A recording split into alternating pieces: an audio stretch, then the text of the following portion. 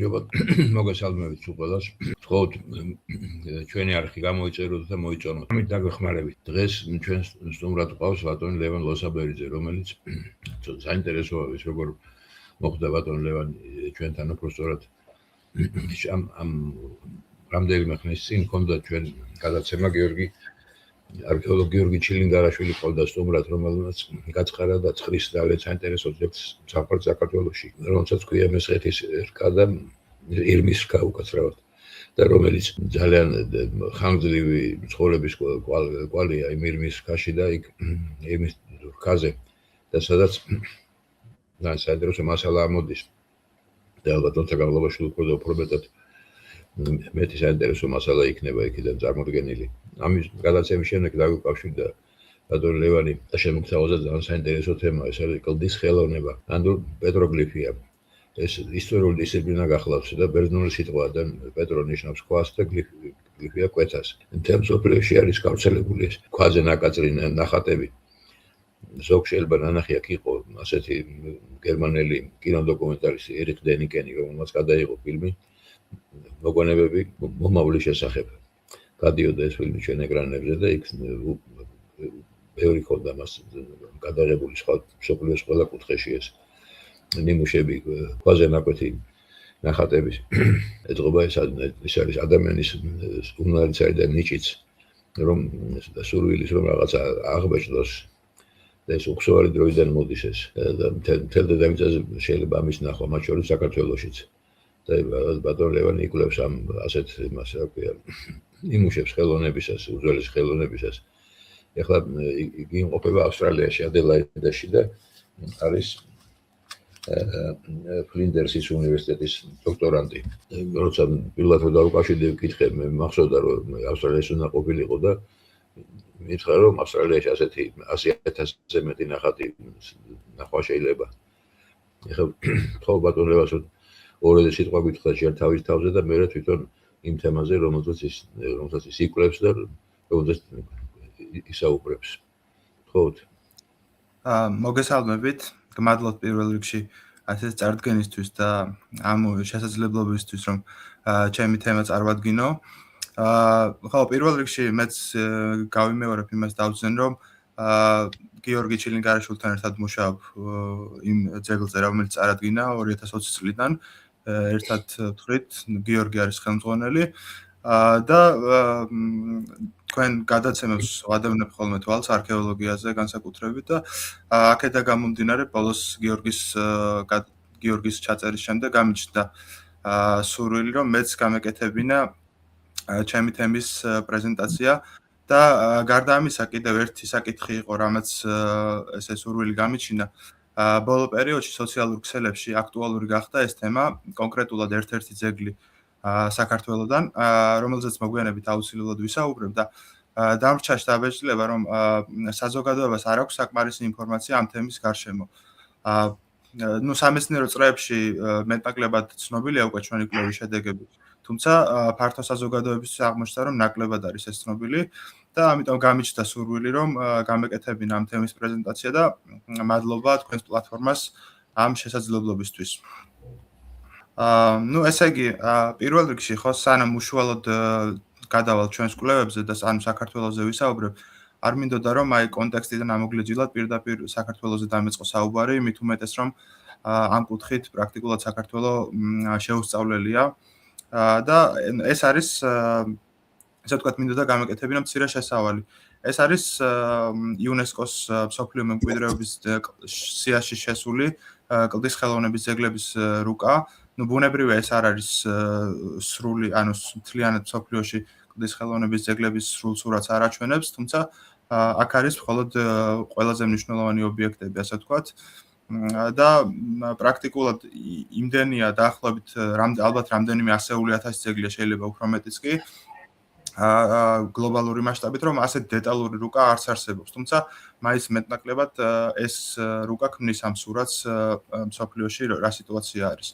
პირველ რიგში მინდა განმარტო რა არის კლდის ხელოვნება, სად გვხდება რა ტიპის არის და ასე შემდეგ. კლდის ხელოვნება არის ორი ძირითადი ტიპის, ერთი თქვენ ახსენეთ წეგან პეტროგლიფები. პეტროგლიფებში გამოიყოფა 4 ძირითადი შესრულების ტექნიკა.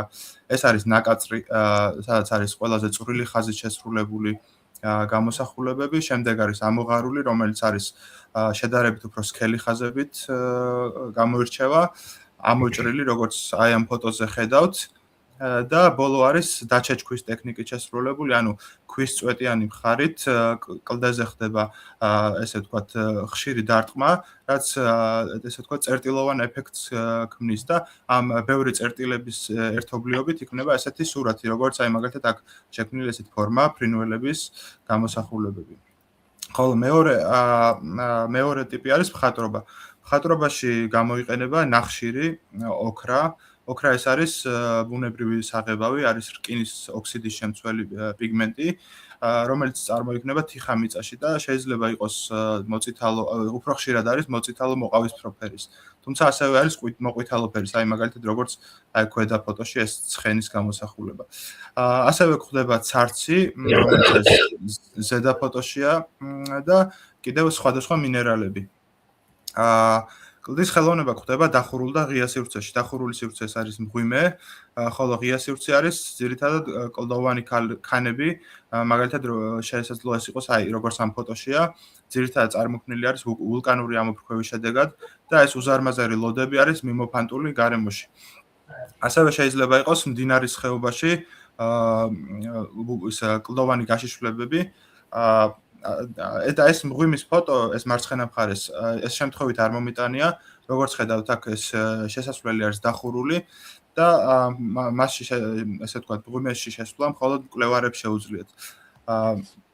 ეს პრაქტიკა ფართოდ არის გავრცელებული დღეს ისეთ ქვეყნებში, რომელთაც აქვთ კლდის ხელოვნების კვლევის დიდი ტრადიცია და ამ ესე ვთქვათ ამ გადაწყვეტილებას, რომ ესეთი მღვიმეები დაეხურათ მოგვიანებით თავისი მიზეზი ჰქონდა ძეგლთა დაცვის ორგანიზაციების მხრიდან. 1940-იან წლებში აღმოჩნდა ერთ-ერთი ყველაზე ცნობილი კლდის მხატვრობის ძეგლი მღვიმე უпростоრად ლასკოს მღვიმე საფრანგეთში, რომელიც თარიღდება დაახლოებით 17,000 წლით. და ძალიან მალე აქ დაიწყო ტურისტების ჯგუფების, უზარმაზარი ჯგუფების ვიზიტები. და ამან გამოიწვია ხმა დაიგარგა ლევან. გამოჩნდა. დიახ. და ამან გამოიწვია მხატვრობის დაზიანება ამ ტურისტული ჯგუფების ვიზიტებმა. თუმცა აქ არ იყო ეს მიზანმიმართული დაზიანება, ანუ ვანდალიზმი, არამედ იყო ეს უბრალოდ ადამიანის ჯგუფების ხშირი ვიზიტით, რადგან მოგეხსენებათ მღვიმე არის დახურული სისტემა, ანუ თავისი მიკროკლიმატი გააჩნია და უშუალოდ ადამიანის სუნთქვით გამოწვეულმა ნახშირორჟანგმა გააჩინა მღვიმის კედლებზე გააჩინა სოკო და კალციტი, რამაც შემდეგ გამოიწვია ამ უძველესი მხატვრობის დაზიანება. და ამის შემდეგ უკვე 1963 წელს გადაწყვიტეს უშუალოდ ამ მღვიმის დახურვა და უკვე მოგვიანებით ნელ-ნელა დაიწყეს ფიქრი, რომ გაეკეთებინათ ამ მღვიმეების რეპლიკები, ანუ ნახატების რეპლიკები. და როგორც აი მეორე ფოტოზე ხედავთ, უკვე თანამედროვე ეპოქაში დღესდღეობით მეცნიერები აი ეს სპეციალური ტანსაცმლით მუშაობენ შიგნით მღვიმეში, როდესაც იკვლევენ. ეს არის კიდევ ერთი ცნობილი მღვიმის შოვეს რეპლიკა, ესეც საფრანგეთში. და ამ რეპლიკის შექმნის პროცესი, აი როგორც ხედავთ, ძალიან დეტალური უზარმაზარი სამუშაო ჩატარდა. თავდაპირველად მოხდა მღვიმის სრული დასკანერება და ციფრული მოდელის მიხედვით გაკეთდა მისი ზუსტი ასლი. აი სტალაქტიდები და სტალაგმიტებიც კი აი როგორც ხედავთ ამ ფოტოზე, მათი ასლებიც კი გაკეთდა. ანუ თლიანი მღვიმე როგორც ის არის რეალურად, იმისი აბსოლუტური ასლი არის გაკეთებული დღესდღეობით და ტურისტებს შეუძლიათ იმის ნახვა, ნამდვილის ნახვა მხოლოდ მეცნიერებისთვისაა დაშვებული. და ამ სამუშაოზე როგორც ხედავთ, კიდევ აქ არის ამ სამუშაოებში ჩართული იყვნენ მხატვრები, რომ გაეკეთებინათ ამ პალეოლითის მხატვრობის ზუსტი ასლები. და ამ ეს უზარმაზარი სამუშაო რაც ჩატარდა, რა თქმა უნდა, უზარმაზარ ბიუჯეტსაც მოიცავდა. ამის შესახებ არის ძალიან კარგი დოკუმენტური ფილმი YouTube-ზე და თუ დავუშვათ ნახვა ჩვენი მსმენელი დაინტერესდება, ამ ფილმის ნახვა შესაძლებელი არის. ეხლა რაც შეეხება სიუჟეტებს, რა ტიპის სიუჟეტები ფილმს რა ქვია? ფილმს სახელი მოდით იცი რა როცა დაიდება ეს ვიდეო მე კომენტარებში დავდებ ბმულს. კი ბატონო. ხო, რაც შეეხება სიუჟეტებს, ანუ რა ტიპის სიუჟეტები გვხდება ყველაზე ხშირად კლდის ხელოვნებაში, აი ხელები, როგორც ხედავთ ამ ფოტოზე, არის ერთ-ერთი უძველესი მოტივი. ანუ მსოფლიოს სხვადასხვა კუთხეში, სადაც კი არის აბსოლუტური თარიღები გაკეთებული მღვიმეებში ნახატების, ყველაზე ხშირად აი ძველ გამოსახულებებს შორის, ყველაზე ძველ გამოსახულებებს შორის არის ხოლმე ხელების გამოსახულება. და აქ როგორც ხედავთ, ორი ტიპის არის ეს ხელები. ანუ ამას უწოდებენ ნეგატივს და პოზიტივს. ერთი არის გარედან არის ესე ვთქვათ ფერი და ერთი არის მეორე არის რომელსაც თვითონ ფერი არის და გარედან არის კონტური. შემდეგი მეორე არის აბსტრაქტული გრაფიკული გამოსახულებები. მათი დანიშნულება ბოლომდე გარკვეული არ არის, არსებობს სხვადასხვა მოსაზრებები, რომ დაუშვათ ეს არის გრაფიკულად აზრის გადმოცემის მცდელობა. ნუ მოგეხსენებათ, ეს არის ის პერიოდი, როდესაც ადამიანებზე გამართულად საუბარი ზუსტად დაზუსტებით არ ვიცით შეუძლია თუ არა, თუმცა აზრის გადმოცემის მცდელობა არის წარმოდგენილი ამ ფორმით კლდის ხელოვნებაში. ასევე არის მოსაზრება ამ აბსტრაქტულ გამოსახულებებზე, რომ შესაძლოა ეს იყოს დათვლის პროცესის ამსახველი. ბოლოს კიდევ გამოვითქვა მოსაზრება, რომ ეს შესაძლოა იყოს კალენდარი, თუმცა ეს მოსაზრება მეცნიერთა დიდმა ნაწილმა არ გაიზიარა. შემდეგი არის ეს ზოომორფული გამოსახულებები, ანუ ცხოველის გამოსახულებები, რომელიც ყველაზე ხშირია ზოგადად კლდის ხელოვნებაში და ცხოველის გამოსახულებებში ყველაზე ხშირია ხოლმე ნადირობის სცენები. და ბოლო ყველაზე გვიან ქრონოლოგიურად ჩდება ადამიანის გამოსახულება. ეს კი არის უახლესი აღმოჩენა, ამ წლის იანვარში გამოქვეყნდა ეს სტატია, რომლის მიხედვითაც ამ დროისთვის ყველაზე ძველი მხატვრობა დათარიღდა თითქმის 68,000 წლით. და წლების წინ მიჩნეული იყო, რომ უძველესი მხატვრობა აი გეტყვით, ეს არის ინდონეზიაში აღმოჩენილი. და წლების წინ მიჩნეული იყო, რომ ამ უძველესი მხატვრობის კერა იყო დასავლეთ ევროპა, აი სამხრეთ საფრანგეთის და ჩრდილოეთ ესპანეთის ტერიტორია, ანუ პირენეები. რადგან იქ არის ბევრი ძალიან ცნობილი მღვიმე და სწორედ ისინი იქნა ყველაზე ადრე შესწავლილი. ხოლო ბოლო წლებში დაიწყო ამ ინდონეზიის არქიპელაგის მღვიმეების კვლევა და ამ აღმოჩენასაც წინ უსწრებდა კიდევ რამდენიმე აღმოჩენა, მაგალითად ერთ-ერთი დათარიღდა 50,000 წლით. ხოლო ეს უკვე ეს წარმოდგენილი ამ სლაიდზე ეს უკვე დათარიღდა 68,000 წლით. და აქ ეხლა ეს როგორც გითხარით, ეს არის აღმოჩენილი ინდონეზიაში. აქ ეხლა ყურადღება არ მივაქციოთ აი ამ ორ მკვეთრად რაც ჩანს მკაფიოდ გამოსახული ცხოველები, რადგან ეს არის გვიანდელი გამოსახულებები, ხოლო მათ ქვეშ არის სამი ხელის ფიგურა. ერთი აქ და ერთი აქ, აი გრაფიკულად უფრო კარგად ჩანს ეს ხელის ფიგურები. ბუნებრივია ეს იმდენად ძველია, რომ ფერფრთალია ძალიან და კარგად არ აღიქმება. თუმცა მათზე ანალიზების შედეგად დადგინდა ეს თარიღები. ერთის არის 67,800 წელი და მეორეს არის 60,900, ანუ თითქმის 61,000. ეს არის ამ დროისთვის ყველაზე ძველი თარიღები. და აი ეს სწორედ ამ წრეშია მოქცეული ეს მთავარი ყველაზე ძველი გამოსახულების კონტური. ეხლა რაც შეეხება უკვე ჩვენ რეგიონზე რომ გადავიდეთ, ეს არის სამხრეთ კავკასიის და მისი მიმდებარე რეგიონების რუკა. და აქ წარმოდგენილი არის ასევე აღმოსავლეთ თურქეთი, მარცხენა მხარეს და აქეთ კიდევ მარჯვენა მხარეს ქვემოთ ჩრდილოეთ ირანი. და ნუ ეს მეტნაკლებად ასახავს სრულ სურათს ჩვენს რეგიონში კლდის ხელოვნების ძეგლების გავრცელების. მაგალითისთვის ირანში არის ძალიან ბევრი ძეგლი, ალბათ 100-ზე მეტი ძეგლი არის ამ ტიპის, თუმცა აქ მხოლოდ ჩრდილოეთ ირანზე გავაკეთე აქცენტი, რადგან უშუალოდ ახლოს არის სამხრეთ კავკასიასთან. და მიუხედავად ამისა, რომ მაინც შედარებით ცოტა არ არის რაოდენობა ამ წერტილების, ანუ ამ ძეგლების, მაინც დიდწილად შეუსწავლელია ეს რეგიონი კლდის ხელოვნების კუთხით და ის ძეგლებიც კი, რომლებიც აღმოჩენილი არის, არ არის სათანადოდ ნაკვლევი უმეტესობა. და კიდევ ერთი სანამ საქართველოზე გადავალ, მანამდე არ შემიძლია არ ვახსენო გობუსტანი. ეს ძეგლი მდებარეობს აზერბაიჯანში, ბაქოდან დაახლოებით 1 საათის სავალ გზაზე და არის იუნესკოს მსოფლიო მემკვიდრეობის ძეგლი. აქ აღმოჩენილი არის 7000-მდე პეტროგლიფი და არის ზედა პალეოლითიდან დაწყებული შუა საუკუნეებამდე თითქმის ყველა პერიოდი. და ყველას ურჩევ თუ მოხვდებით ბაქოში ან დაუშვათ დააპირებთ მოგზაურობას, აუცილებლად ეწვიოთ ამ ძეგლს. ეხლა კი რაც შეეხება საქართველოს, ეს არის დღესდღეობით დაფიქსირებული ყველა ძეგლი საქართველოში და რადგან ჩვენ არ გვაქვს იმის ფუფუნება, რომ ერთ პერიოდზე ვისაუბროთ, რადგან ძალიან მცირე რაოდენობითაა ეს ძეგლები, ანუ მათი სიმცირიდან გამომდინარე, ქრონოლოგიურად მომიწევს შევეხო სხვადასხვა პერიოდს. და ძირითადად ვისაუბრებ 4 ძეგლზე, რომლებზეც ჩავატარეთ ამ დრომდე კვლევა და დანარჩენ 3 ძეგლსაც მოკლედ შევეხები. და რომ დავიწყოთ ქრონოლოგიურად ყველაზე ძველი ძეგლით, ეს არის მღვიმევი, ჭიათურის მუნიციპალიტეტში. მღვიმევი პირველ რიგში სამეცნიერო საზოგადოებისათვის ცნობილი არის როგორც ზედაპალეოლითური კომპლექსი, მასში შემავალი მღვიმეებითა და ეხებით. ეხი მარტივად რომ განმარტო, ეს არის ღია მღვიმე. ანუ არ აქვს, ესე ვთქვათ, შიდა სივრცე, რაც გააჩნია მღვიმეს. ბუნებრივი ქვაბული. დიახ, ოღონდ განსხვავდება ზომებით და ესე ვთქვათ, სიღრმით. ასევე მღვიმევი ცნობილი იყო მე-20 საუკუნის პირველი ნახევრიდან აქ დაფიქსირებული ნაკაწრებით, რომელიც ლიტერატურაში გამოქვეყნებულია ხშირად.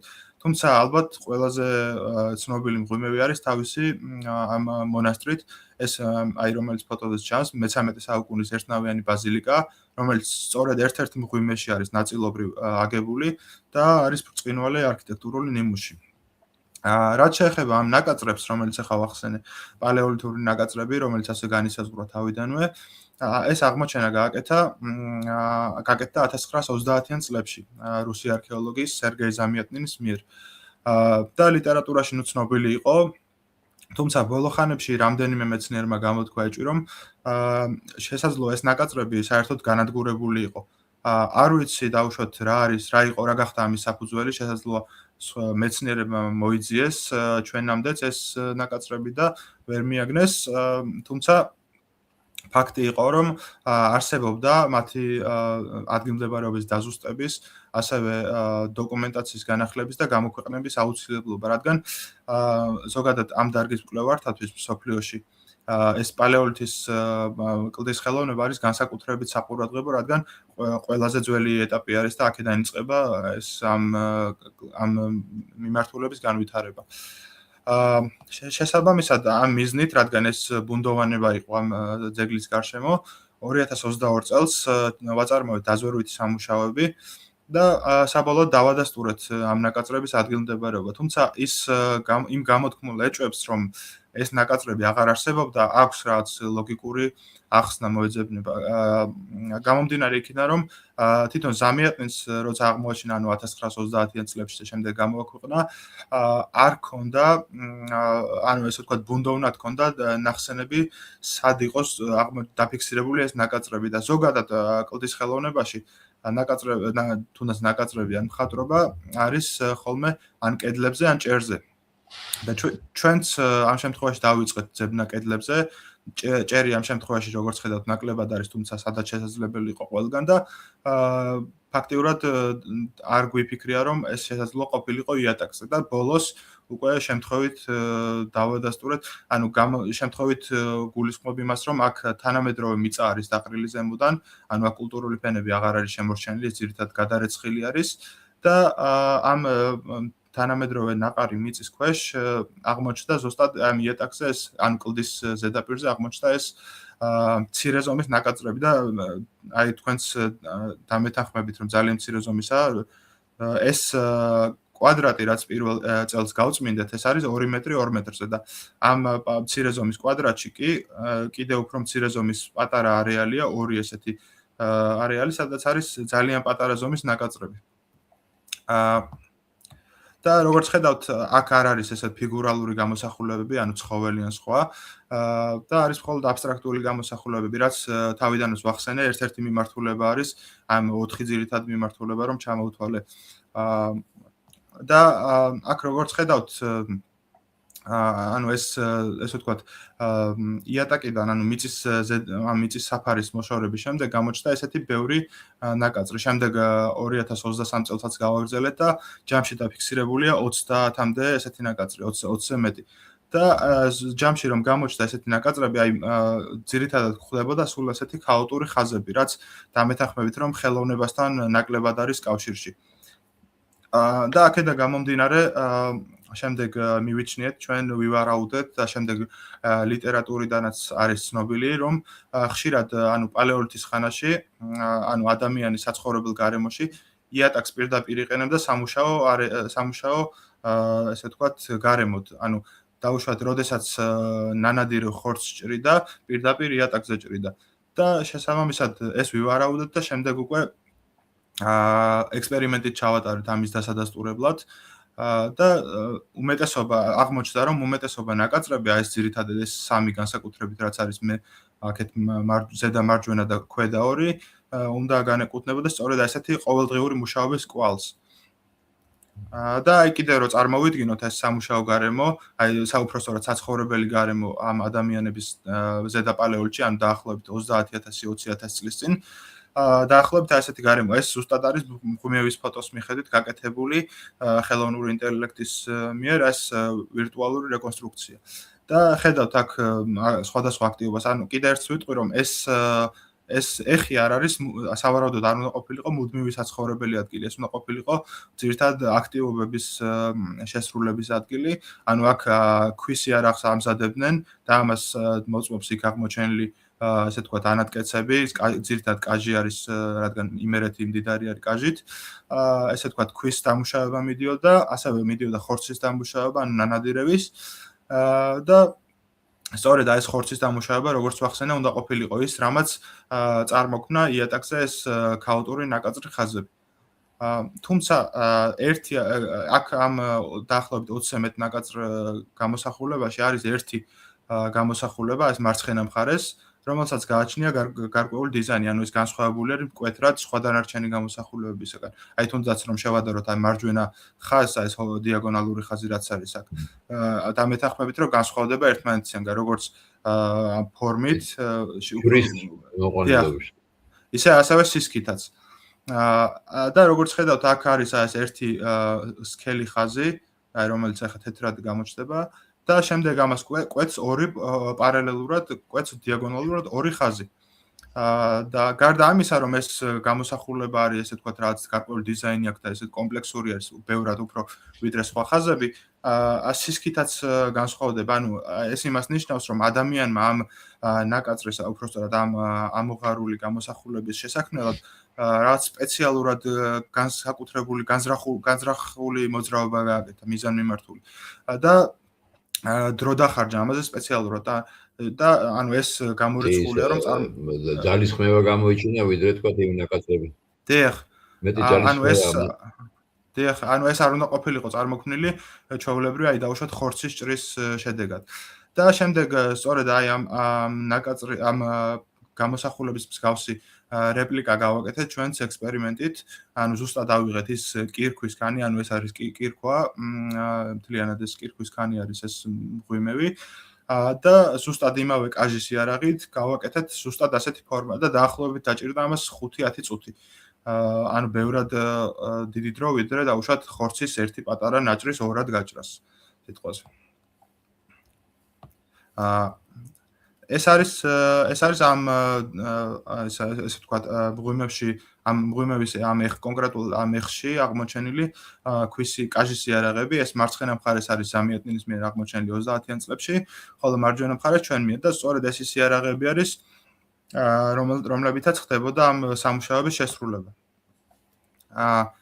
პალეოლითის ეპოქის კონტექსტში კიდევ ერთი საინტერესო ძეგლი არის რომელიც აუცილებლად ნოვახსენო ეს აღმოჩნდა 1900 ასევე ამ პერიოდში 1940-იან წლებში აღმოჩნდა აფხაზეთში და ცნობილი არის აღცას მღვიმის სახელით და აქაც ეს მარცხენა მხარეს რაც ხედავთ, რასაც ხედავთ ფოტო და ქვემოთ გრაფიკული გამოსახულება, ესენიც მიჩნეული არის პალეოლითურ ნაკაწრებად და აქაც არის მხოლოდ ეს აბსტრაქტული ხაზები, ანუ არანაირი სიუჟეტი და ფიგურები აქ არ იკითხება.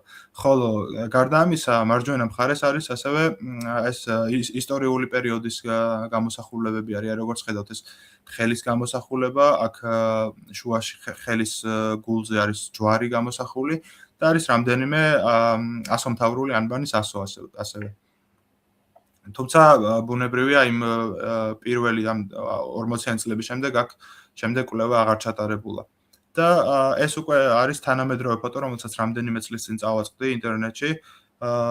ანუ აქ არ ვიცი ეს არიან დაუშვათ აფხაზები თუ არ არიან აფხაზები, რუსები, შეიძლება ან არქეოლოგები არიან თუ არა, ჩემთვის უცნობია, თუმცა მაინც საინტერესო იყო ამ თანამედროვე ფოტოს ნახვა, ფერადი ფოტოს ნახვა და იმ მდგომარეობის ნახვა, პრაქტიკულად დღემდე შემორჩენილია კარგად ეს ნაკაწრები და ავიცი, ვიმედოვნოთ, რომ როდესმე შეგვეძლება მისი ნახვა და კვლევა და ფიქსირება.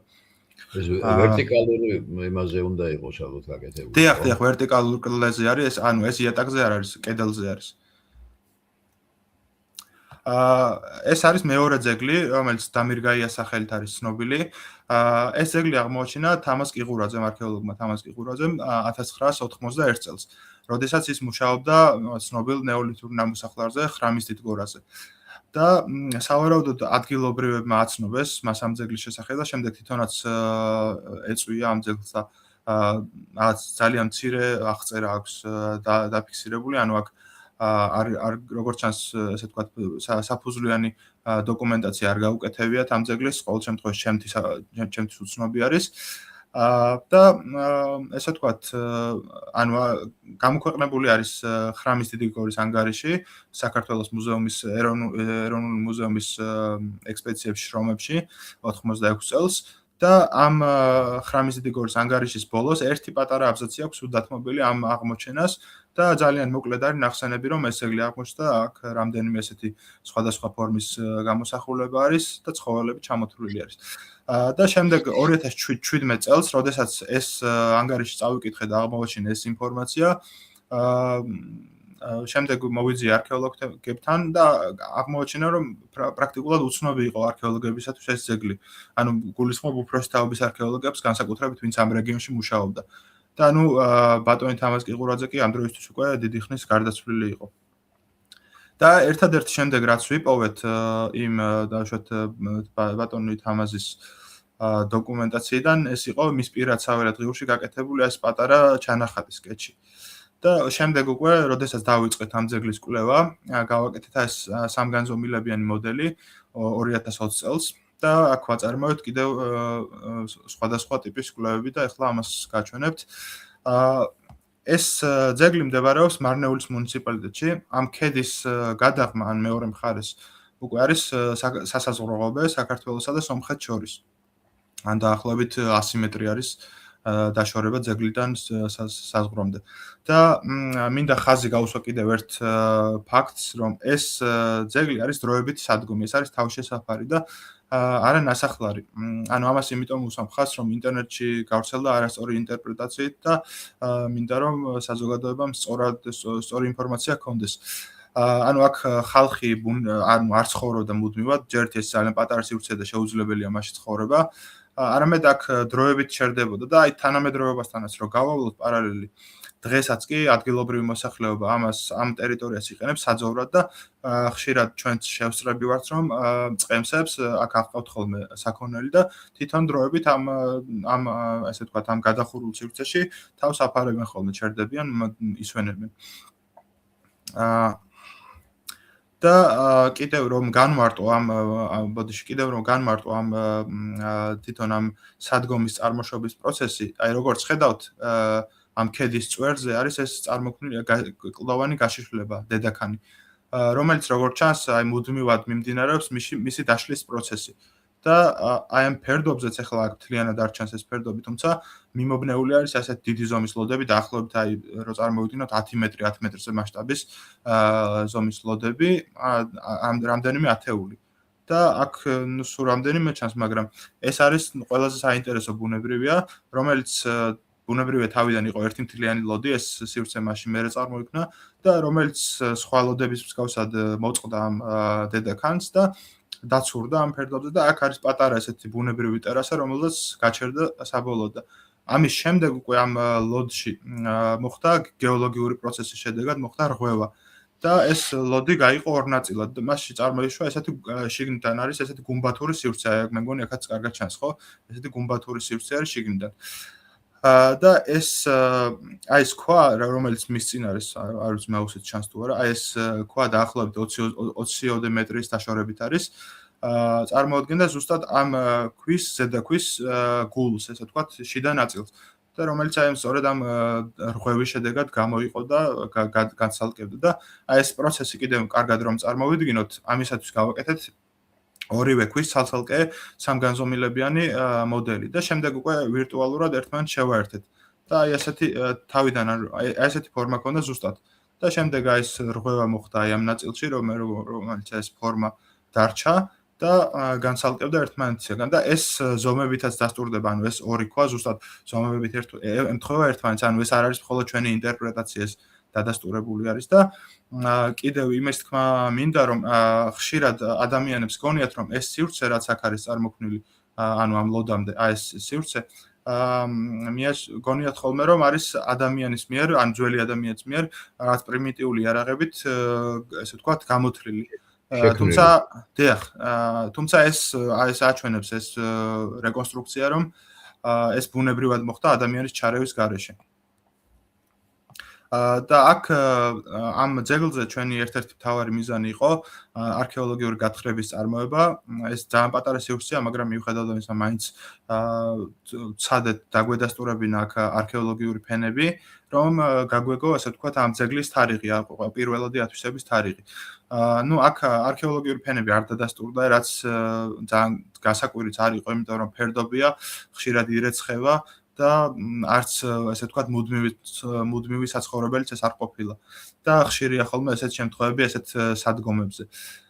მიუხედავად ამისა, მაინც ზედაპირზე და ჰუმუსში, ანუ მიწის ყველაზე ზედა ფენაში დადასტურდა, აღმოჩნდა რამდენიმე ქვის იარაღი, განსაკუთრებით საინტერესო არის ეს პირველი ზედა კაჟის იარაღი, რომლის ანალოგი აღმოჩენილი არის ხრამის დიდგორაზე და ამან გაგვიმყარა ჩვენი მოსაზრება, რომ ყველაზე ძველი ათვისების პერიოდად ამ ძეგლის მივიჩნევდით დაახლოებით მე-6-მე-5 ათასწლეულს ძველი წელთაღრიცხვით. ანუ ის პერიოდი, როდესაც ეს ნამოსახლარებია გავრცელებული მარნეულის ველზე, გადაჭრილი გორა, შულავერის გორა, იმირის გორა და ხრამის დიდი გორა და ასე შემდეგ. და ზუსტად ამ კულტურაში არის ცნობილი ესეთი იარაღები. და გარდა ამისა, აქ აღმოჩნდა კიდევ რამდენიმე, როგორც ხედავთ, მცირე ზომის კერამიკის ფრაგმენტებს, თიხის ჭურჭლის ფრაგმენტებს. და ეს კიდევ იმას უნდა მიანიშნებდეს, რომ ან შუა საუკუნეებშიც ადამიანი ამ ადგილს იცნობდა და გამოიყენებდა გარკვეულწილად. ეხლა რაც შეეხება მხატვრობას, აქ როგორც ხედავთ, სამ რიგად მაქვს წარმოდგენილი ეს თითოეული ფორმა. მარცხენა პირველ რიგში არის ფოტოები უშუალოდ როგორც ჩვენთვის შეუიარაღებელი თვალით ჩანს და როგორც ხედავთ, საკმაოდ ფერფრთალი არის ეს ნახატები. გამომდინარე იქიდან, რომ ეს არის ღია ძეგლი და ეს გარემო ფაქტორები მასზე მოქმედებს და დროთა განმავლობაში ეს პიგმენტის კვალი გაფერფრთალდა და ბუნებრივია, როგორც თავიდან ჩანდა დაუშვათ რამდენიმე ათასწლეულის წინ, ისე აღარ ჩანს. და სწორედ ამისათვის, რომ ეს ნახატები კარგად აღვიქვათ, შექმნეს ასეთი პროგრამა, რომელიც გამოსახულების გაუმჯობესებულ სურათს გვთავაზობს და აი ხედავთ მეორე რიგში, რომ არის ეს ზუსტად ეს გამოსახულებები ჩანს ძალიან მკვეთრი ფერით. და აქედან გამომდინარე უკვე ხედავთ აქ რომ არის ეს დაუშვათ აქ ცხოველები ამ შემთხვევაში და ეხლა რაც შეეხება თვითონ ამ ცხოველებს ამ შემთხვევაში კიდევ ერთ რაღაცას მინდა გაუსვა ხაზი, რომ ხშირად ადამიანები დღესდღეობით პირდაპირ ასახელებენ ხოლმე, აქ შეიძლება მეცნიერებიც იყვნენ, შეიძლება არამეცნიერებიც, პირდაპირ ასახელებენ ხოლმე ცხოველების სახეობებს. თუმცა ეს სქემატური, ანუ ეს გამოსახულები იმდენად სქემატური არის, თვითონ ამ მიმართულებასაც ქვია სქემატური სტილი, სქემატური სტილის ხელოვნება, რომ არ არის მართებული ამ ცხოველების პირდაპირ სახეობებად დაყოფა. ანუ ეს არ არის დაუშვათ ირემი, ცხენი, გველი, ასე შემდეგ, თხა და ასე შემდეგ ეს არ არის მართებული და უფრო სწორი არის რომ და გამოვყოთ ცხოველთა ოჯახები. მაგალითად ეს პირველი ორი არის ზედა ორი არის ძროხისებრთა ოჯახის ცხოველები. ეს მესამე არის ძაღლისებრთა ოჯახის და ბოლო არის თხისებრთა ოჯახის ცხოველი. ასე უფრო სწორი არის. ხოლო აი მარჯვენა ნაწილში ხედავთ უკვე გეომეტრიულ გამოსახულებებს, ხედავთ აქ არის რომბები, სამკუთხედები, ზიგზაგები. და არის ასევე კიდევ ერთი ეს ანთროპომორფული, ანუ ადამიანის გამოსახულება, ცოტა გადაყირებული ამ ფოტოში, მაგრამ მე მგონი მაინც აღიქმება, ეს აქ არის თავის ნაწილი, მაუსი თუ ჩანს, ეს გაშლილი ხელები და უკვე აქ ქვემოთ ფეხები. ეს რა საღებავით არის შესრულებული ხომ? ესეც ოქრა არის, ანუ ეს წითელი ფერის ოქრა არის, რომელიც ხშირი არის კიდევ ერთ ძეგლს შევეხები, იქაც წითელი ფერის ოქრა, საქართველოში ბევრ ძეგლზე არ არის ეს ბევრი ძეგლი ზოგადად არ არის, მაგრამ ისედაც ძალიან ცოტა შემთხვევა გვაქვს პიგმენტის გამოყენების ჯერჯერობით და რეგიონშიც არ არის ძალიან ხშირი შემთხვევა, სომხეთშიც 1-2 ძეგლია, მაგალითად გობუსტანი, რომელიც თავიდან ვახსენე 7000 პეტროგლიფია, მაგრამ არც ერთი ნახატი არ არის. ეს უცნაურია ეს, დასავლეთ საქართველოში ძალიან ბევრია კარსტული მღვიმეები. დიახ, ვერ არც არის მიკვლეული, შეიძლება არსებობს და ჯერ მეც მაგას ვფიქრობ, რომ იმედი მაქვს, რომ მხოლოდ ამის ბრალია, რომ არ არის ნაკვლევი და სადმე იქნება ესეთი განსაკუთრებით პალეოლითის, იმიტომ რომ ბევრი არის პალეოლითის მღვიმეები დასავლეთ საქართველოში და ნამდვილად საკვლევი არის ეს რეგიონი. იქ კარგად უნდა ძლიერი განათებით უნდა გათვალიერდეს. დიახ. ჩვენ ხა იქ მღვიმეებთან დაკავშირებით აღარ ვახსენე, მაგრამ ჩვენ მღვიმეების გარშემო ან ჭიათურის მუნიციპალიტეტში რაც კი არის ცნობილი არქეოლოგიურად შესწავლილი ძეგლები, დაუშვათ არის იქ ცნობილი ძუძუანას მღვიმე და კიდევ ორთვალაკლდე და სხვა ესეთი ძეგლები პალეოლითის, ქონდა მათი დაზვერვები, ცადეთ ყოველ შემთხვევაში ვივარაუდეთ, რომ ხომ არ შეიძლებოდა რომ სხვა სპეციალისტებს გამორჩენოდათ, არ მიექციათ ყურადღება ამ რაღაც გამოსახულებებზე, იმიტომ რომ ისინი არქეოლოგიურად იკვლევდნენ, თუმცა წარუმატებლად დამთავრდა ამ კუთხით ჩვენი ცდელობა და მხოლოდ მღვიმევი დავადასტურეთ, რომელიც მაინც არის წარმატებული. და შესაძლებელია კიდევ იყოს იმაში, რა ქვია, მანისის რაიონში, აი მაშავერას და ფინეზაურის ხეობებში ბუნებრივი გამოქვაბულები არის იქ. დიახ, ზოგადად სამხრეთ საქართველო არის ერთ-ერთი ყველაზე პერსპექტიული არეალი, ანუ აი ჯავახეთი, ზეგანი, დმანისი, წალკა, ეს ყველაზე პერსპექტიული არეალია, გარდა აი დაუშვათ იმ დასავლეთ საქართველოს მღვიმეებისა. და ეხლა კიდევ რომ გავაგრძელო და ამ ძეგლზე დავამთავრო, ეს ბოლო აქ ქვედა მარჯვენა ფოტოს რასაც ხედავთ, ეს არის უკვე თანამედროვე პერიოდში შესრულებული, ანუ ამას უწოდებთ გრაფიტის, აქ არის სახელები მიწერილი და თანამედროვე, როგორც წეღანაც ვახსენე, თანამედროვე მოსახლეობის დაკვირვებით ჩანს, რომ ისინი დღესაც იყენებენ ამ ტერიტორიას, როგორც იყენებდნენ დაუშვათ ნეოლითის ეპოქაში, შემდეგ იყენებდნენ შუა საუკუნეებში მინიმუმ რაც ვიცით და წყემსები დღესაც აკითხავენ ამ ძეგლს და აფარებენ ხოლმე აქ თავს.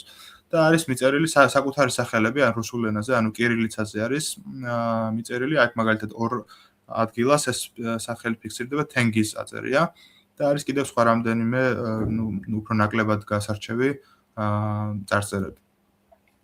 ეხლა რომ გადავიდე შემდეგ ძეგლზე, ეს არის ალბათ საზოგადოებისთვის ყველაზე კარგად ცნობილი ძეგლი, ეს არის თრიალეთის პეტროგლიფები.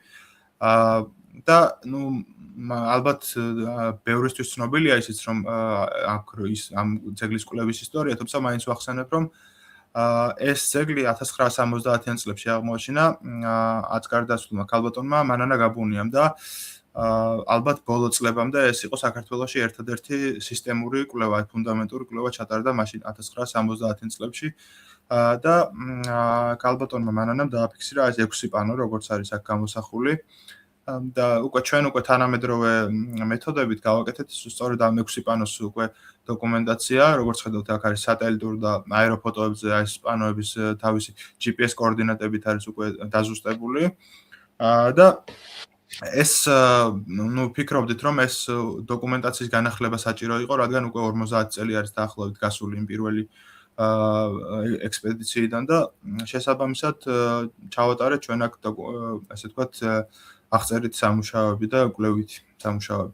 ეს არის ეს ხეობა, რომელშიც მდებარეობს ეს თრიალეთის პეტროგლიფები, არის ამ ხეობას ეწოდება აუდრის ხევის ხეობა, მდინარე აუდრის ხევი, რომელიც არის მდინარე ხრამის შესართავი, აქეთ ამ ფოტოში არ ჩანს, თუმცა აქეთ მარცხენა ნაწილში უერთდება ეს მდინარე ხრამს. და ეს ძეგლი, როგორც აქ ხედავთ ფოტოში გამოყოფილი მაქვს ეს ტერასები, ეს არის ფსევდოტერასები არის ესე უწოდებენ, რომელიც წარმოქმნილი არის ლავური ნაკადების შედეგად. და ამ ტერასებიდან მეოთხე ტერასაზე, ბოლო ტერასაზე არის ეს 6 ძირითადი პანო, აი ამ პატარა მონაკვეთზე დაფიქსირებული დაახლოებით 100 მეტრი არის მხოლოდ ეს ტერიტორია, ეს 6 პანო სადაც ვრცელდება. და თუმცა ამის მიუხედავად თლიანი ეს ხეობა არის 10 კილომეტრზე მეტი და სხვადასხვა მონაკვეთებში, სხვადასხვა ტერასებზე არის კიდევ სხვა გამოსახულებები დადასტურებული, თუმცა მათი სისტემური ასე ვთქვათ დოკუმენტაცია და კვლევა ჯერ არ მომხდარა. ეს არის პირველი პანო, როგორც ხედავთ, აქ არის ძირითადად ცხოველების გამოსახულებები, ფოტოზე ნაკლებად ჩანს, ამიტომ გრაფიკული გამოსახულება მოვიტანე. და არის ერთი ადამიანის გამოსახულება, რომელიც ასე მარცხენა ზედაკუთხეში შეიარაღებულია მშვილდით და ისრით და ამათ შემდეგ კიდევ დეტალურად ახლო ხედით ვაჩვენებ.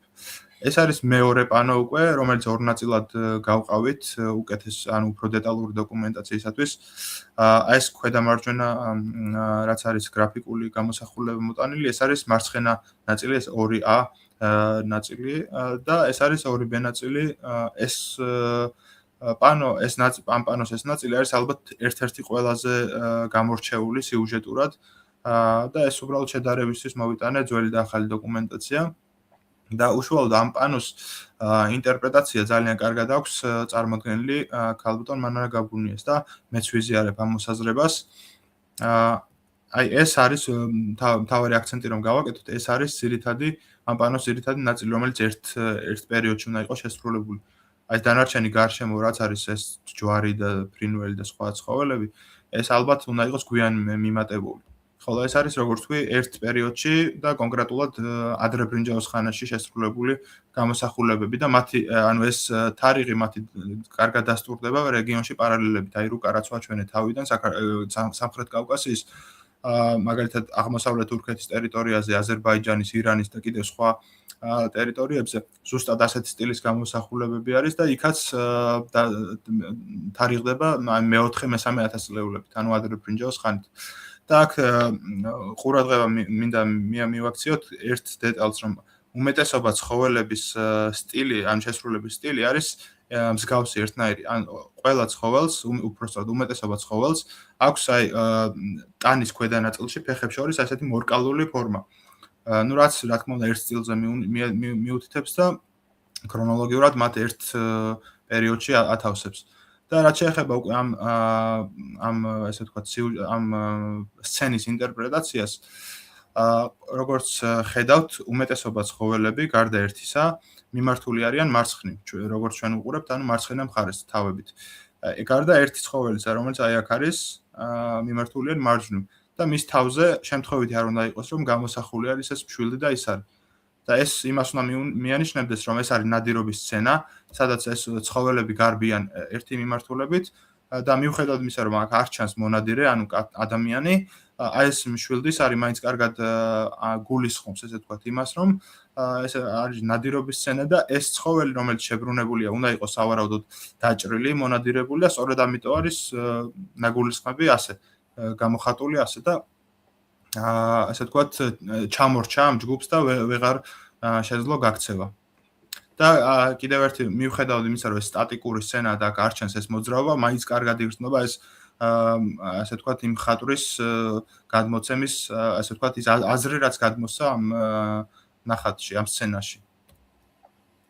ეს უკვე არის მესამე პანო, რომელზეც წარმოდგენილია ცნობილი ბოლნური ჯვრები, შუა საუკუნეებს უნდა განეკუთვნებოდეს ეს ჯვრები ბუნებრივია და ამ პანოსთან დაკავშირებით, საინტერესო ისაა, რომ აქ კარგად ჩანს ამ ძეგლის კონსერვაციის საჭიროება, როგორც ხედავთ, ბუნებრივი დაზიანება, ეს ნაცრისფერი ლაქები რაც არის, ეს არის სხვადასხვა ბუნებრივი ფაქტორებით გამოწვეული დაზიანება და ქვემოთ რასაც ხედავთ, ეს ქაოტური ნაკაწრები, ეს არის უკვე თანამედროვე პერიოდში, ესე ვთქვათ, ვანდალიზმის ფაქტები და სამწუხაროდ ხშირია ესეთი შემთხვევები და ყოველ ახალ მისვლაზე ახალ ესეთ ვანდალიზმის კვალს პოულობ და ასე ვთქვათ არ ხდება სამწუხაროდ ამის მონიტორინგი. ეხლა ტიპოლოგიასაც მინდა შევეხო ამ გამოსახულებების.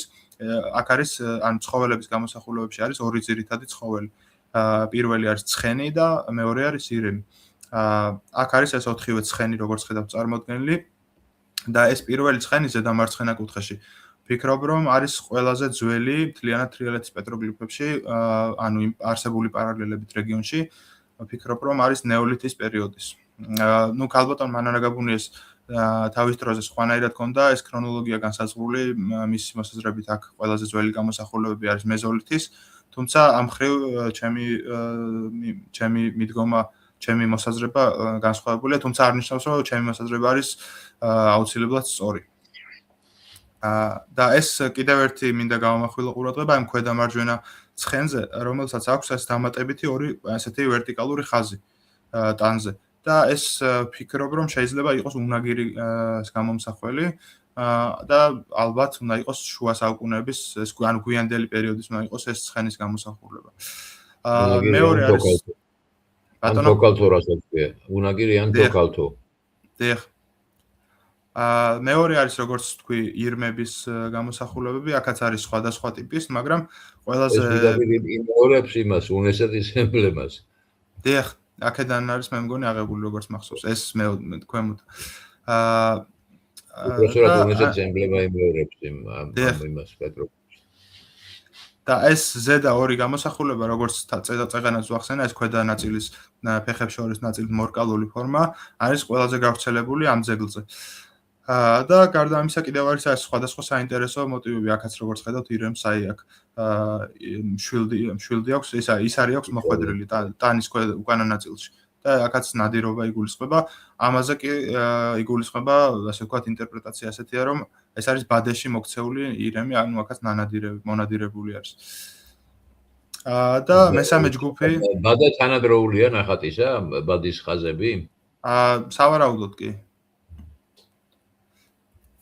და შემდეგი ჯგუფი არის უკვე ანთროპომორფული გამოსახულებები, აქ არის ორი ძირითადი ჯგუფი, ეს ზედა არის მარტივი ჯვრის ფორმა და ქვედა არის უფრო რეალისტური, ესე ეგრეთ წოდებული მონადირე კაცუნები, როგორც უწოდებენ, ეს სამი არის სულ ასეთი დაფიქსირებული და სამივე შეიარაღებულია მშვილდით და ისრით. და ნუ აი ნადირობის სცენებთან არის დაკავშირებული ისინიც. და კიდევ ერთი მნიშვნელოვანი რაც არის ამ ძეგლთან დაკავშირებით და წეღანაც ვახსენე, აღმოჩნდა ბოლო წლებში რამდენიმე წლის წინ აღმოჩნდა ორადორი მხატვრობის კვალი. პირველ ამ ქვედა მარცხენაზე ეს არის სამი პარალელური ვერტიკალური ხაზი, ხოლო ეს მარჯვენა არის ქვედა კუთხეში ცხოველის გამოსახულება. და ამ ხრივაც დიახ, ამ ზუსტად იმდენად ესე ვთქვათ პიგმენტი არის უკვე დაკარგული, ესე ვთქვათ პიგმენტის კვალი იმდენად გაფერფრთალებულია, რომ რთულია ამის თქმა, თუმცა მაინც ცხოველი რომ ამის თქმა შეგვიძლია.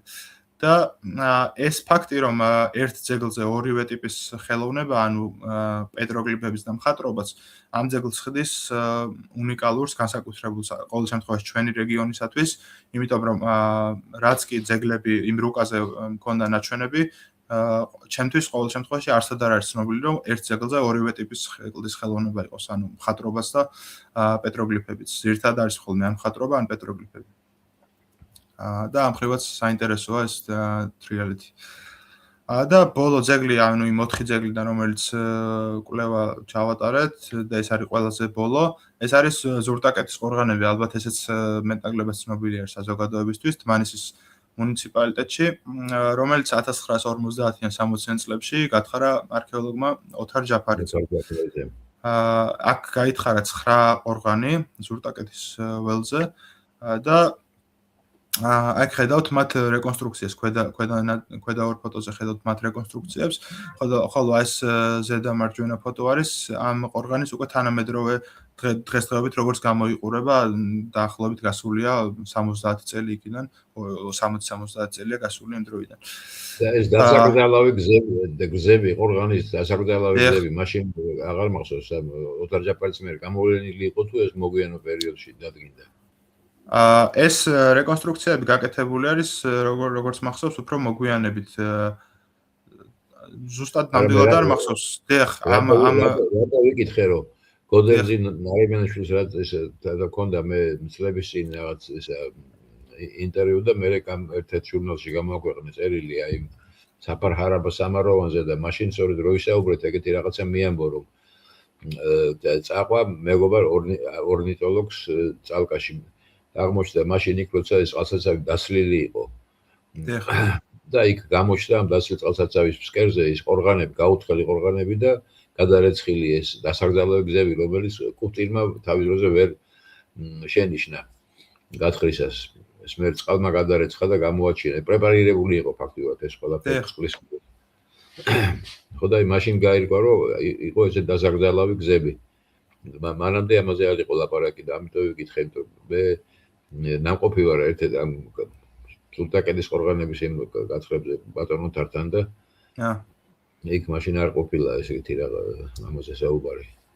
ხო, დიახ, ეს მეც ზუსტად არ მახსოვს ახლა რომ არ დავიჩემო მაინც იყო თუ არა, თუმცა რეკონსტრუქციები ამ ფორმით არის წარმოდგენილი სამეცნიერო ლიტერატურაში და დიახ, ანუ ის ყოველ შემთხვევაში წალკის ყორღანებზე ცნობილია და კარგად ჩანს დღესაც შემორჩენილი არის ეს სარიტუალო გზები, დიახ, რომელიც დაახლოებით 100 მეტრის სიგრძისაა რამდენიმე მათგანი. და ნუ ფორმებითაც განსხვავდება ესენი და კიდევ იმით გამოირჩევა ეს ყორღანები, რომ არის ძალიან მასშტაბურები. მაგალითად, ყველაზე დიდი ყორღანი აქ არის 100 მეტრის დიამეტრის და 10 მეტრამდე სიმაღლის. და გარდა ამისა, რაც შემთთვის იყო საინტერესო, ამ 9 გათხრილი ყორღანიდან 3-ში აღმოჩნდა 3 ასეული, ესე ვთქვათ, ნიშნიანი ქვა, როგორც მას უწოდებდა თავად ოთარ ჯაფარიძე. ნუ ეს არ არის კლდის ხელოვნების კლასიკური შემთხვევა, ეს ამას უწოდებენ, ამ მიმართულებას უწოდებენ მეგალითურ ხელოვნებას, გამომდინარე იქიდან რომ მეგალითებთანაა დაკავშირებული და ყორღანის მეგალითების ერთ-ერთი სახეობა. თუმცა მაინც ამ გამოსახულებების კონტექსტში მაინც ძალიან საინტერესოა და ესეც იქიდან გამომდინარე რომ დიდი ხანია უკვე გასული მისი პირველი კვლევიდან რაღაც დავინახე საჭიროება ამ დოკუმენტაციის განახლების, ტიპოლოგიის განახლებისას და ასევე გამოქვეყნების უცხოურ ენაზე, ანუ ინგლისურ ენაზე, რომ ფართოდ უფრო ხელმისაწვდომი ყოფილიყო. ეს არის გათხრების ამსახველი პროცესი, ეს ქვედამარცხენა ფოტოში ხედავთ დრომოს, ანუ შესასვლელს ყორღანის და აი ადამიანი დგას შუაში და მე მგონი კარგად ჩანს მასშტაბი რამხელა რამდენი მასშტაბური არის თვითონ ეს დრომოსი და ასევე დასაკრძალავი კამერაც აი ქვედამარჯვენა კუთხეში რაც ჩანს და ზედა ფოტოებში ასევე. ეხლა რომ უშუალოდ ამ შევეხო ამ ნიშნიან ქვებს მათი, ანუ მიუხედავად იმისა, რომ როგორც ვახსენეთ, ეხლა არის 3 ასეულზე მეტი დაფიქსირებული, მათი, ესე ვთქვათ, პუბლიკაციებში წარმოდგენილი არის მხოლოდ ალბათ 10%, დაახლოებით 30-მდე ქვა არის გამოქვეყნებული და სამწუხაროდ დღესდღეობით თვითონ ეს ქვები უშუალოდ სად არის, ჩემთვის უცნობი არის და არ ქონია საშუალება მათი რეალურად ხილვის. და თუმცა გავაკეთე ანუ ტიპოლოგია, ანუ ეს პირველ რიგში, ანუ მარცხენა რიგში რაც არის წარმოდგენილი, ეს არის აქ არის ქაოტურად შესრულებული ხაზები, ანუ არანაირი სიუჟეტები არ იკითხება. მეორე რიგში არის აქ უფრო ორგანიზებულად შესრულებული ბადისებრი გამოსახულებები. მესამე რიგში არის გეომეტრიული გამოსახულებები, მაგალითად არის ზიგზაგები, შევრონები, სპირალები და ასე შემდეგ და მეოთხე რიგი ეს არის ორადორი ქვა, სადაც არის ნაგებობები გამოსახული და ეს იმ ხრივად საინტერესოა, რომ შუაბრინჯაოს ხანაში მოგეხსენებათ, რომ ძირითადად რაც ვიცით ამ პერიოდის შესახებ, ვიცით ყორღანებიდან და მათი საცხოვრებელი, ანუ ნამოსახლარები ნაკლებად არის ცნობილი და ანუ ეს მათი ესე თქვა სახლის გამოსახვის ნაგებობის გამოსახვის ცდელობა საინტერესო საყურადღებო ფაქტი არის. ეს არის და კიდევ ერთი გამომჩა აქ მე თქვა რომ ყველა ქვა როგორც ხედავთ არის ჰორიზონტალური ფორმის და როგორც ოთარ ჯაფარიძე ახსენებს, მათი უმეტესობა ნაწილი ყოველ შემთხვევაში გამოყენებული იყო კედლის კონსტრუქციაში, ანუ ყორღანის კედლის კონსტრუქციაში. და ეს არის სრულიად გამორჩეული შემთხვევა, არის ვერტიკალური ფორმის, ზომითაც გამორჩეულია, ფორმითაც და თვითონ სიუჟეტურადაც. როგორც ხედავთ, 4 რეგისტრად არის ეს გამოსახულებები წარმოდგენილი, ზედა ნაწილში არის ირემი, მიუხედავად იმისა, რომ აქ თავის ნაწილი, სახის ნაწილი არის დაზიანებული, რქებით მაინც აშკარად ჩანს, რომ ეს არის ირემი. მის ქვემოთ არის ასეთი სამკუთხედები, ეს ბადისებრი მოტივებით, შემდეგ არის სხვადასხვა გეომეტრიული ფორმები და ქვედა ნახევარი უკავია უკვე ამ ასე კიდევ ერთხელ ბადისებრ გამოსახულებას. აქ არის კიდევ ორი ცხოველი, ამ მარცხენაზე გამიჭირდება თქმა რა ცხოველია, ძალიან სქემატური გამოსახულებაა და მარჯვენა არის ჯიხვისებრი გამოსახული ცხოველი, ეს მორკალური გრძელი რქებით და მის წინ არის ეს ქვემოთ მშვილდი და ისარი და ეს მშვილდი და ისარი წეღანას ვნახეთ რეალეთის პეტროგლიფებში, რომ ერთ-ერთი ხშირად გამოყენებადი მოტივი არის და ნადირობის სცენებს უკავშირდება. ეს კი არის უკვე უშუალოდ ამ მოტივების ტიპოლოგია, ანუ აქ არის ბადისებრი გამოსახულებები, ზიგზაგები, შევრონები, სპირალები, ტალღური მოტივები, ესეთი ოთხკუთხედები, წერტილებით, ესეთი სამკუთხედები, ბადეებით, ნაგებობები, აბსტრაქტული ნიშნები, იარაღი, ამ შემთხვევაში მშვილდის არის და ცხოველის გამოსახულებები. და ბოლოს ახლა მოკლედ ვახსენებ იმ დანარჩენ ძეგლებს, რომლებიც ასე ვთქვათ, ანუ მათი კვლევა არ მომხდარა, ყოველ შემთხვევაში მე არ მიკვლევია, მაგრამ ცნობილი არის ჩვენთვის, საზოგადოებისათვის და სურვილი მაქვს, რომ მომავალში მათი დოკუმენტაციაც გავაკეთო. ეს არის პირველი ცნობილი ხვამლისთვის ნაწილი, ანუ კლდეში არის გამოქვაბულები და მისი, როგორც ხედავთ, მისი საფასადო მხარე ქვის კედლებითაც არის ამოშენებული. და აქ ჩატარდა 1945 წელს ჩატარდა ექსპედიცია, მაშინ მონაწილეობდნენ არქეოლოგებიც, მათ შორის გიორგი ლომთათიძე, ასევე გეოლოგები, თამსვლელები და ასე შემდეგ. და ამ გამოქვაბულებში ლევან ბორფო და ალექსანდრე ჯაფარიძე იყვნენ თორე. დიახ. და ამ გამოქვაბულებში და აღმოჩნდა ესეთი მხატვრობა, კიდევ ერთი შემთხვევა მხატვრობის, როგორც ხედავთ, საკმაოდ დიდი ზომის, აი განსხვავებით წინა მხატვრობის ნიმუშებისა, რაც ვაჩვენ დამირ გაიას და თრიალეთის, მათთან შედარებით ბევრად დიდი ზომის გამოსახულებებია ესენი. სამწუხაროდ მასშტაბი არ აქვს ამ ფოტოს. თუმცა დაახლოებით მინიმუმ რაღაც 50 სანტიმეტრია სიგრძე ან სიგანე ამ გამოსახულებების. და როგორც ხედავთ, აქ არის მხედარი, ცხენზე ამხედრებული და აქ კიდევ რაც სხვა გამოსახულება, აი აქ არის უფრო კარგად წარმოდგენილი. თანამედროვე პერიოდში მე ყოველ შემთხვევაში არ ვიცი, ჩატარდა თუ არა ამ გამოსახულებების კარგი დოკუმენტაცია, ხოლო აი იმ დროს 1945 წელს გაკეთდა მათი დოკუმენტაცია და ეს ფოტოები გამოყენებული მაქვს ფილმიდან, რომელიც არის დევს YouTube-ზე, ხვამლის მთის არქეოლოგიის შესახებ, ამ ექსპედიციის შესახებ არის. და აქ როგორც ხედავთ წარმოდგენილი არის, ანუ იმ დროს არის გაკეთებული ეს ჩანახატები. სავარაუდოდ თარიღი ხომ არ შეგიძლიათ. მე ვფიქრობ, რომ ეს არის შუა საუკუნეების, თუმცა მე მგონი ყველა ასე არ ფიქრობს. გამოქვაბული თვითონ შვილი უჭირავს მეგონი ხედავთ თვალსები, ხო? დიახ. შვილის არის აქ. დიახ, აშკარად აი აქ შვილის არის. დიახ. და ეს შესაძლოა იყოს რაღაც დატყვევებული ადამიანი, რადგან არის ამ იმაში მართკუთხედში მოქცეული. ამ გამოსახულებით აქვს ძალიან ბევრი ინტერპრეტაცია, რაღაც ასტროლოგიას უკავშირებენ და ასე შემდეგ, ვარსკვლავებს და ასე შემდეგ, მაგრამ არ ვიზიარებ დიდად ამ მოსაზრებებს, თუმცა დიდი უფლება არც მაქვს, რომ ან დავეთანხმო არ გავიზიარო, იმიტომ რომ ადგილზე არ მინახავს, არ მიკვლევია და დიდად არც არის გამოქვეყნებული. ამიტომ ალბათ უფრო მომავალი კვლევები უფრო მეც გვეტყვის ამის შესახებ. და მინდა ხაზი გავუსვა თვითონ უშუალოდ ამ დოკუმენტაციის ამ მეთოდს, რადგან ეს არის მე-20 საუკუნის ჯერ კიდევ პირველი ნახევარი, როცა არის გაკეთებული, არის ზეთის აღებავებით და ფანქრით შესრულებული ეს დოკუმენტაცია. და ასეთ ამ მეთოდს ხშირად მიმართავდნენ ხოლმე სხვა უცხო ქვეყნებშიც მეცნიერები და საქართველოში პრაქტიკულად ერთადერთი ცნობილი შემთხვევა და ძალიან მომეწონა, როცა ვნახე, ეს დონე ამის დოკუმენტაციის შესრულების და ხარისხი არის ძალიან მაღალი. ხატვარი ცნობილია, ვინ გააკეთა ეს ასლი? იცით რა, აქ არის მითითებული ინფორმაცია, მაგრამ სახელი არ წერია, თვითონ ექსპედიციის საკუთრება, ესე ვთქვათ, ზემოტანილი. ეს 45 წლის შესრულებული ისე იგი. დიახ. და ეს არის ბოლო ძეგლი, აღმოჩნდა სულ რაღაც 1-2 წლის წინ. ეს არის ჯავახეთში, ნინოწმინდასთან ახლოს არის სოფელი დილიფი.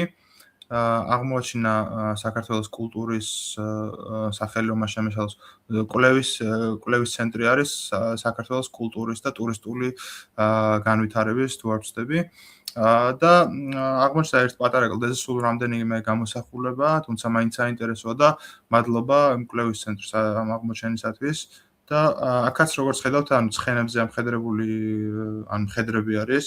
ესეც ალბათ ვფიქრობ, რომ არის შუა საუკუნეების, თუმცა ამასაც კვლევა ჭირდება, ჯერ მხოლოდ ფოტოებით ამის თქმა ნაჩქარევი იქნება.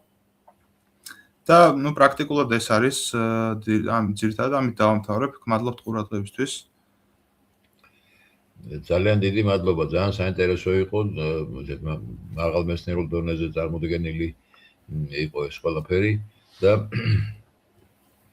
ამჟამად დიდი მადლობას მოგახსენებთ და მადლობა თქვენ პირიქით. მნიშვნელოვანია ის, რომ თანამედროვე მეცნიერების მიღწევებსაც იყენებთ და ამით უფრო იმას მნიშვნელოვანი ხდება ეს კვლევა. ხო და ხა მე წაღან დასაწყისი დენიკენი ვახსენე, ერეხ დენიკენი და იმის მიზანი იყო იმას აქვს სხვა ადგილებში ფილმში გადაღებული ასეთი პეტროგლიფები, მაგრამ დაემტკიცებინა, რომ დედამიწაზე იყვნენ უცხო პლანეტელები და ეზეთებს ეძებდა ასეთ მსგავს გამოსახულებებს და იქ მახოს აფრიკაში ახლა სკაფანდრიანი ადამიანის პეტროგლიფი ნაჩვენები.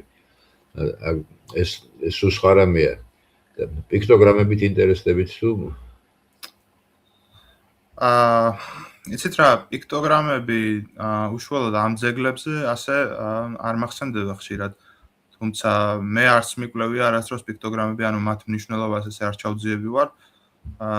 საქართველოში, მე რამდენადაც ეხლა მახსენდება, აი მტკვარ-არაქსის ჭურჭლებზე გამოსახული პიქტოგრამები არის ნაკვლევი ქალბატონ ნინო შანშაშვილის მიერ, არქეოლოგის და სხვა შემთხვევა ალბათ ეხლა არ მახსენდება, მაგრამ მე არასდროს არ მიკვლევია პიქტოგრამები.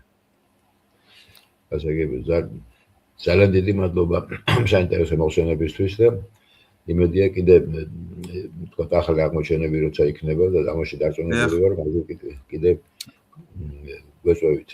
აუცილებლად სიამოვნებით კიდევ გვეწევით. წარმატებულ დაცვას თქვენი. დიდი მადლობა. დოქტორ დისერტაციის. მადლობთ. დაბრუნებას დროზე. მადლობა. კარგად გრძანდებოდეთ ნახვამდის. კარგად გრძანდებოდეთ. Dario Radio, მუდამ კარგი დავია.